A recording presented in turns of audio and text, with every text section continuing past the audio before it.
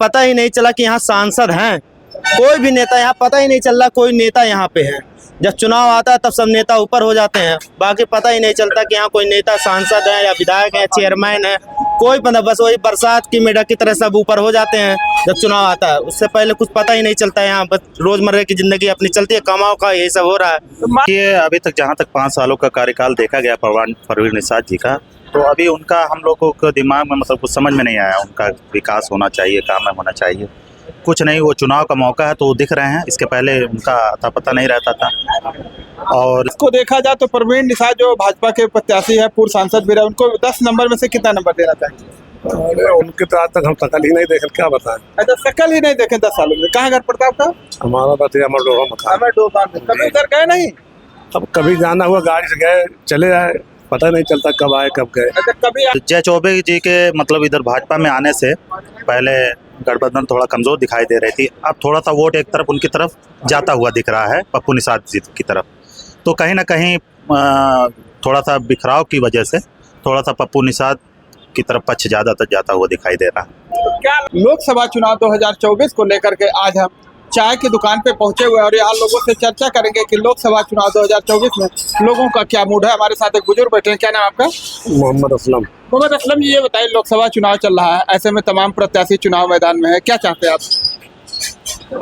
सब तो मतलब विकास चाहते हैं, मतलब विकास हो, अच्छे कैंडिडेट हो, उनको वोट दिया जाए। अभी तक जो कैंडिडेट है और विकास को देखेंगे तो ऐसे में क्या लगता है आपको? अब इससे में क्या बताया जाए, अभी तो अब तक तो हम मतलब संत कबीर नगर में तो विकास का कोई काम नहीं देख रहे हैं जो भी अब तक हुए। क्या आपका वोट सपा को जाएगा या भाजपा को जाएगा? अरे वैसे क्या बताया, सुन के सपा को दिया, हम लोग तो बहुत पुराने सफाई ही है। विकास को देखा जाए तो परवीन निषाद जो भाजपा के प्रत्याशी है, पूर्व सांसद भी रहे, उनको 10 नंबर में से कितना नंबर देना चाहिए? अरे उनके तो आज तक हम शकल ही नहीं देखे, क्या बताएं। अच्छा, शकल ही नहीं देखे 10 सालों में। कहाँ घर पड़ता है आपका? हमारा बतिया अमरडोहा मकान। कभी उधर गए नहीं? अब कभी जाना हुआ गाड़ी से गए, चले आए, पता नहीं चलता कब आए कब गए। अच्छा, कभी आप लोग के बीच नहीं पहुँचे कि क्या सुख दुख है? कुछ नहीं। चलिए हम आगे चलते हैं, हमारे साथ और भी यहाँ पे तमाम लोग बैठे हुए हैं। ये देखिए यहाँ पे बैठे हुए हैं, क्या नाम आपका?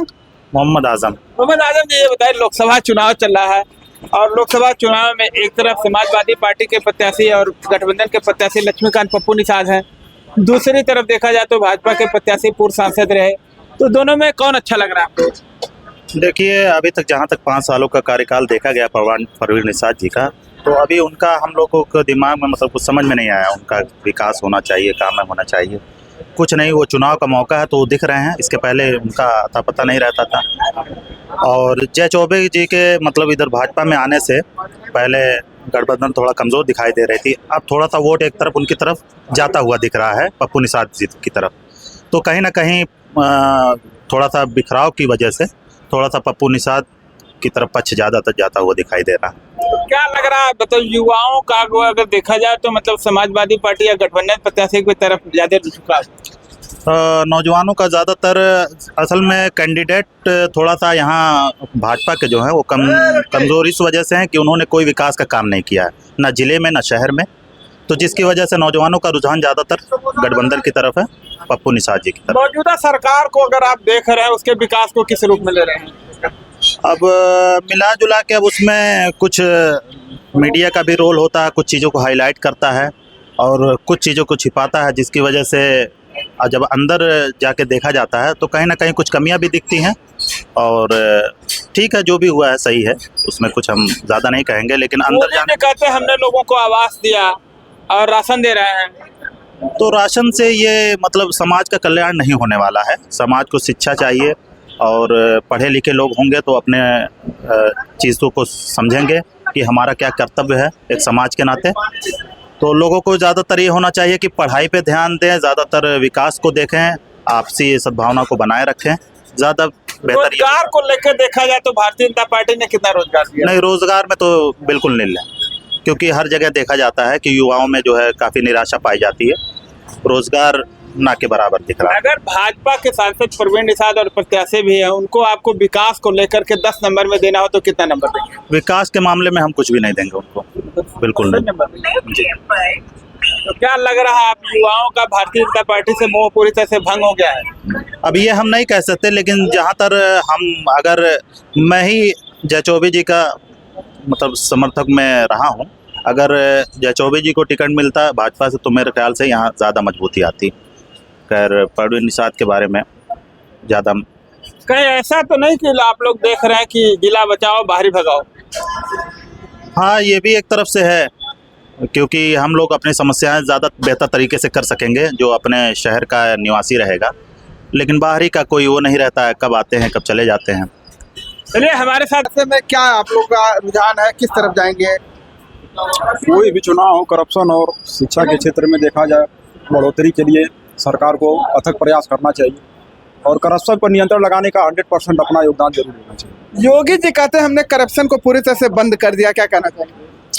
हाँ, तो अभी फिलहाल कुछ जरूर सफलता मिली है, अभी थोड़ा और कोशिश करना है कि जो है इस पर पूरा काबू पा सके। आप लोग क्या पढ़ाई कर रहे हैं या नौकरी? अभी हम लोग तो फिर पढ़ाई के ही क्षेत्र में है लगे हुए हैं, और रोजगार के मामले में देखा जाए तो काफ़ी असंतोष है हम लोगों में, युवा पीढ़ी के अंदर, क्योंकि पिछले कई वर्षों से भी देखा जा रहा है कि वैकेंसी जो भी है, एक ही वैकेंसी को कम से कम लगातार 2-4 वर्षों तक झेलाया जा रहा है, और यह विद्यार्थियों के लिए, मिडिल क्लास या गरीब परिवारों के लिए बिल्कुल असहनीय है, लेकिन फिर भी किसी तरह से हम लोगों को मैनेज करना पड़ रहा है। लोकसभा चुनाव 2019 में मोदी जी ने वादा किया था कि हम 2 करोड़ लोग युवाओं को रोजगार देंगे, तो क्या रोजगार मिला? रोजगार तो जिस प्रकार से योजना घोषणा पत्र के तहत अभी तो चल ही रहा है प्रक्रिया में, लेकिन जितना कहा गया है अभी कंप्लीट तो नहीं, लेकिन फिलहाल एक प्रोसेस में है, लेकिन कोई भी चीज़ अभी कंफर्म नहीं हुआ जितना किए हुए हैं। तो रोजगार को लेकर के आप युवा काफी असंतुष्ट हैं? हाँ, रोजगार के मामले में तो काफ़ी। चलिए हम आगे युवा जहाँ बुजुर्ग जाएंगे वहीं युवा भी जाएंगे, क्योंकि उन्हीं से सब कुछ हुआ है। हमारे बुजुर्ग जो कहेंगे वही हम करेंगे। क्या लगता है मौजूदा सरकार को अगर आप देखते हैं विकास को लेकर के, और जो उनके सांसद रहे, तो आप क्या कहना चाहेंगे? सांसद के माने तो यहाँ जीरो है, पता ही नहीं चला कि यहाँ सांसद हैं। कोई भी नेता यहाँ पता ही नहीं चल रहा कोई नेता यहाँ पे है। जब चुनाव आता है तब सब नेता ऊपर हो जाते हैं, बाकी पता ही नहीं चलता कि यहाँ कोई नेता सांसद है या विधायक है, चेयरमैन है, कोई पता, बस वही बरसात की मेढक की तरह सब ऊपर हो जाते हैं जब चुनाव आता है। उससे पहले कुछ पता ही नहीं चलता, यहाँ बस रोजमर्रा की जिंदगी अपनी चलती है, कमाओ का यही सब हो रहा है। तो माना जा रहा है आप लोग परिवर्तन करना चाहते हैं? जी जी, बहुत जरूरी है परिवर्तन। हर युवा चाहता है, बुजुर्ग चाहता है, नौजवान चाहता है, बच्चा चाहता है, हर कोई चाहता है परिवर्तन हो। रोजगार को लेकर के आप युवा किस तरह से देखते हैं? इस सरकार ने कितना रोजगार दिया? रोजगार तो बस क्या हवाई बातें हैं सरकार की, कागजों पे तो बहुत ज्यादा रोजगार दिया जा रहा है, लेकिन असल में देखा जाए तो रोजगार 0/भेली है। कहीं भी रोजगार किसी से भी पूछ लीजिए तो अभी वो कुछ नहीं बता पाएगा। वही जो अंधभक्त हैं वो अब भी उल्टा सीधा रोजगार गिनाते रहेंगे, लेकिन एक सच्चा जो देशभक्त रहेगा वो बताएगा असलियत कि रोजगार माने कुछ नहीं है। सरकार की सिर्फ हवाई बातें हैं, उस पे कागज पे देख लीजिए दुनिया भर के रोजगार है। मोदी जी कहते हैं हमने तमाम विकास किया, लोगों को राशन दे रहे हैं, आवास दे रहे हैं, क्या कहना चाहेंगे? राशन तो दे ही रहे हैं, उसमें कोई दो राय नहीं है। और क्या बोलते हैं, रोजगार तो किसी से भी पूछ लीजिए, रोजगार तो कुछ नहीं है, ये जान लीजिए। हाँ, बल्कि जितने हैं और आप खुद देख लीजिए रोजगार के नाम पे कितने लोग आत्महत्या कर रहे हैं। राशन से क्या युवाओं का नहीं, राशन से कुछ नहीं होने वाला। 5 किलो राशन में क्या होने वाला? महीना भर आप चला लेंगे 5 किलो राशन महीना भर। तो राशन बढ़ा दिया जाए तो क्या सरकार ठीक रहेगी? नहीं, कुछ नहीं ठीक रहेगी। राशन से ही नहीं जिंदगी चलने वाली है, और भी बहुत कुछ है, दवा है, पानी है, शिक्षा है, ये सब भी जरूरी है। सिर्फ राशन से ही नहीं काम चलने वाला है। राशन से हम सिर्फ जिंदगी गुजार सकते हैं, और बाकी चीजें। तो माना जाए कि गठबंधन प्रत्याशी के पक्ष में आप लोग हैं। जी जी। तो अभी आप लोगों ने देखा कि किस तरह से हमारे साथ लोग बातचीत कर रहे थे, इन लोगों ने अपनी बात रखी है। बहरहाल यह लोग बदलाव चाहते हैं और ये चाहते हैं कि गठबंधन का प्रत्याशी विजयी हो। बहरहाल आगे क्या होता है ये तो रिपोर्ट 4 जून को ही आएगी। मतगणना के बाद ही स्पष्ट हो पाएगा कि यहाँ से कौन विजयी होता है। बहरहाल वीडियो पर कमेंट करके अपनी राय जरूर दें। मिलते हैं नई खबर के साथ नई वीडियो में, तब तक के लिए नमस्कार।